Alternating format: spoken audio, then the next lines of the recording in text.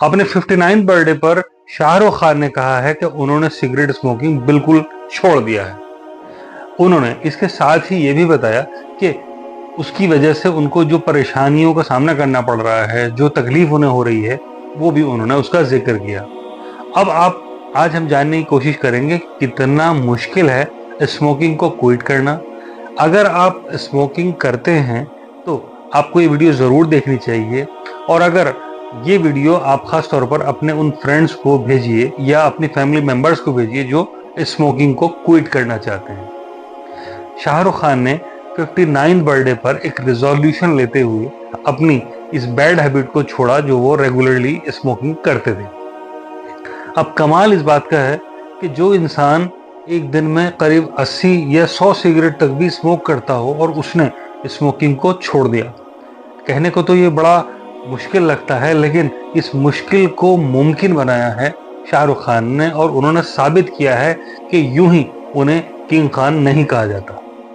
शाहरुख खान ने इसके साथ ही ये भी बताया कि उनको घबराहट, बेचैनी, भूख की कमी, नींद की कमी, इरिटेशन, इरिटेबिलिटी, एंजाइटी, इस तरीके की परेशानियों का सामना करना पड़ रहा है।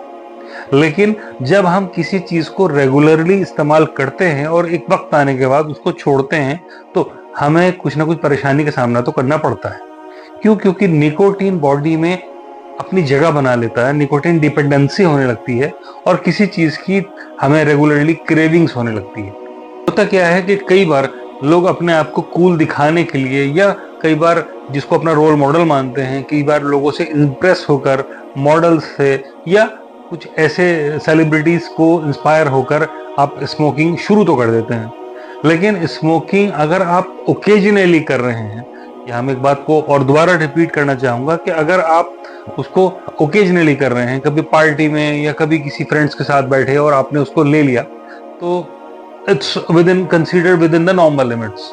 आप ये एक नॉर्मल चीज के अंदर कर रहे हैं, दायरे के रहकर अंदर कर रहे हैं, और इससे आपको जहां तक इतना हार्म होने की जरूरत नहीं है। लेकिन अगर आपको इसकी लत लग चुकी है, आपको इसकी क्रेविंग्स हो रही है, आपको लगातार इसकी तलब लगती है और आप इसके बगैर नहीं रह पाते, कोई भी ऐसी चीज जो कि हमें अपना आदी बना ले, जिसके हम हैबिचुअल हो जाएं, जिसके बगैर हमारा कोई काम रुका रहे।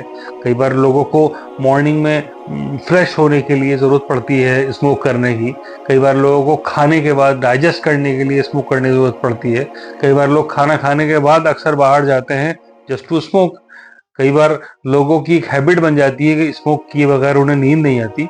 तो आप अगर अपनी बॉडी का कोई काम आपने इस वजह से रोका हुआ है कि आपको एक हैबिट बन चुकी है, तो इसको क्विट कर देने में ही भलाई है, बेहतर है आपके लिए, क्योंकि जिसकी वजह से आप इसको दूर करके आप पाएंगे गुड हेल्थ। फ्रेंड्स, आप एक चीज सोच कर देखिए, फर्ज कीजिए कि एक इंसान जो लगातार इस चीज को, स्मोक को ले रहा है, इसमें 7000 से ज्यादा केमिकल होते हैं जो कि नुकसानदेह हैं हमारी बॉडी के लिए। इसमें मोटे तौर पर देखें तो कार्बन डाइऑक्साइड, कार्बन मोनोऑक्साइड, ये जो जहरीली गैसेस हैं, पॉइजनस गैसेस हैं, ये तो हैं ही हैं, तो हर कोई जानता ही है। इसके साथ ही इसमें 69 किस्म के ऐसे केमिकल होते हैं जो कि कैंसर को कॉज करते हैं। इस दुनिया में सबसे ज्यादा होने वाला कैंसर लंग कैंसर है, और उसका एक बड़ा कारण है सिगरेट स्मोकिंग। सिगरेट कैंसर के बाद एक परेशानी जिसकी वजह से इंसान को लंबे वक्त तक बड़ी एज में जूझना पड़ता है, दैट इज कॉल्ड COPD और कंजेस्टिव ऑब्स्ट्रक्टिव पल्मोनरी डिसऑर्डर। ये फेफड़ों की होने वाली एक बड़ी आम समस्या है, जिसकी वजह से सांस की नालियां सिकुड़ जाने की वजह से पूरी ऑक्सीजन को इंसान ले नहीं पाता, और उसको कई बार कुछ थोड़ा सा काम करने में सांस फूलता है, जिसको जैसे मसलन जीना चढ़ने पे या बाथरूम जाने पे या कोई थोड़ा सा मेहनत का काम करने पर सांस फूलता है। ये फेफड़ों में होने वाली एक बड़ी आम समस्या है जो ज्यादा से ज्यादा लोगों को अफेक्ट करती है। होता क्या है कि इसमें फेफड़ों के जो ब्रोंक्यूल्स होते हैं लंग्स के, यानी कि सांस की नलकियां सिकुड़ जाती हैं, और वो सिकुड़ने की वजह से पूरी ऑक्सीजन को इंसान ले नहीं पाता, जिसकी वजह से मुसलसल सांस फूलता रहता है, ब्रीथलेसनेस बनी रहती है। थोड़ा सा काम करने पे कुछ वर्जिश का काम करने पे, मसलन जीना चढ़ने पर, उतरने पर, या थोड़ा सा वॉक करने पर, या हल्का फुल्का कुछ मेहनत का काम करने पर सांस फूलने लगता है, ये कंडीशन ऑर्थोपनिया कहलाती है। इसके अलावा डिस्निया कहलाता है, यानी कि रेगुलरली ब्रीथनेसनेस, और यानी कि सांस का फूलना। कई बार इसके डायग्नोज करने के लिए एक्सरे की हेल्प ली जाती है, कुछ टेस्ट किए जाते हैं, पीएफटी किया जाता है, यानी कि पल्मोनरी फंक्शन टेस्ट किया जाता है। खैर, हमारा मकसद आज ये है कि अगर आप स्मोकिंग छोड़ना चाहते हैं, जैसे कि नया साल आ रहा है और इस नए साल पर लोग न्यू ईयर रेजोल्यूशंस बनाते हैं, नए साल पर नई नई चीज़ें करते हैं जिससे कि वो कुछ नया करते हैं अपने आप को बेहतर बनाने के लिए, अपने लिए कुछ नया करते हैं, जिंदगी में कुछ नयापन लाने के लिए करते हैं। तो अगर आप भी उनमें से एक हैं कि जो रेगुलरली स्मोक करते चले आ रहे हैं लंबे वक्त से, और आपने देखा होगा कि इससे कुछ फायदा तो हासिल नहीं है, अगर आप देखेंगे तो इससे कई सारे नुकसानात का सामना ही करना पड़ता है आपको। सिर्फ आपको कूल दिखाने के लिए आपको इसकी कॉस्ट जो चुकानी पड़ती है वो अपनी हेल्थ से चुकानी पड़ती है, और हेल्थ इज प्रीशियस, इसलिए कहा जाता है is lost then nothing is lost, if health is lost then something is lost. मतलब अगर आपको पैसे का नुकसान हुआ है तो आपको कुछ भी नुकसान नहीं हुआ है, लेकिन अगर आपको हेल्थ का नुकसान हुआ है तो आपको बहुत बड़ा नुकसान हो चुका है जिसकी भरपाई शायद ना की जाए। तो अगर आपको ऐसा लॉस हो रहा है जिसको दैट कैन बी कंपनसेटेड, जो कि आपकी हेल्थ का लॉस है, तो आप इस पर सोचें। अगर आप सोचना चाहते हैं, अगर आप वाकई में छोड़ना चाहते हैं अपनी इस बैड हैबिट को, स्मोकिंग की इस बैड हैबिट को, तो इसमें आज हम बताते हैं आपको ऐसे कुछ तरीके जिसकी वजह से आप स्मोकिंग को छोड़ पाएंगे। दोस्तों, इसके लिए आप अगर छोड़ना चाहेंगे तो सबसे पहले आपको विल पावर बनानी होगी, आपको अंदर से एक इच्छा शक्ति का निर्माण करना होगा, आपको ये महसूस करना होगा कि हाँ, वाकई में ये चीज़ आपको नुकसान दे रही है और आपको इसको छोड़ने के लिए कुछ ना कुछ करना है। सेकेंड थिंग इज, आपको इसके लिए एक पॉइंट बनाना है कि आपको एक डेट तय करनी है। आप कभी भी स्मोकिंग कर रहे हैं तो आपको रेगुलर एकदम से ऑल ऑफ अ सडन बिल्कुल नहीं छोड़ना है, नहीं तो आप SWS यानी कि सडन विड्रॉल सिंड्रोम के शिकार भी हो सकते हैं।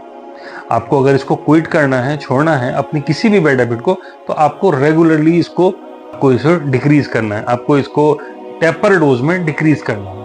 यानी कि अगर आप आज जितनी स्मोक कर रहे हैं उससे आपको धीरे धीरे कम करते हुए लाना है, और फिर आपको इसको छोड़ना है ताकि इसको छोड़ना आपके लिए आसान बना रहे। First and most important thing, आपको इसमें जो अहम चीज ध्यान रखनी है वो man is known by it's society. एक इंसान की पहचान होती है कि वो किन लोगों में उठता है, बैठता है, उसकी सोसाइटी कैसी है, किन लोगों से उसकी संगति है, कैसे लोगों में उठता बैठता है। तो अगर आपकी संगति में, आपके दोस्तों में, आप जिनके साथ उठते बैठते हैं या जिनके साथ आपका दिल लगता है, अक्सर आपके वो फ्रेंड्स कहीं अगर वो स्मोक करते हैं तो उसकी वजह से आप उनसे बचने की कोशिश कीजिए, क्योंकि वही आपका एक ट्रिगर पॉइंट का काम करता है, आपको इस हैबिट को छोड़ने में मदद नहीं मिल पा रही। इसके अलावा आपको जो चीजें आपको इसको करने के लिए ट्रिगर करती हैं, आपको वो चीजें अवॉइड करनी है। मसलन आने के बाद आपको बालकनी में टहल कर स्मोक करने की आदत है, तो आप उस अपनी आदत से बचें जिससे कि ना आप वो काम करेंगे ना ही आपको वो चीज ट्रिगर करेगी।